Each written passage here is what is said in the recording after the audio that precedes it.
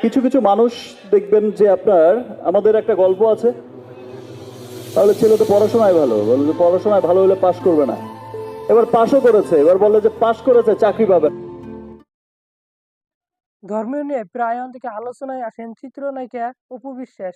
এক এক সময়ে তার অনেকে এক এক রকমের ধর্মীয় লেবাস অনেকে নিয়ে প্রশ্ন তুলে নেটিজেনরা।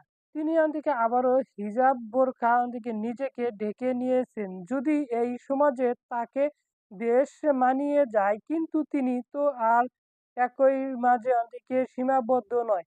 মাঝে মাঝে পূজার মণ্ডপেও দেখা মেলে এই চিত্রনায়িকার, যে কারণে ধর্মীয় স্ট্যাটাস দিয়ে অন্যদিকে মাঝে মাঝেই আলোচনায় উঠে আসেন এই চিত্রনায়িকা। আর তারই ব্যতিক্রম এবারে নয়, ফের হিজাব বোরকার থেকে নিজেকে ঢেকে প্রশ্নের মুখে পড়েছেন অপু বিশ্বাস।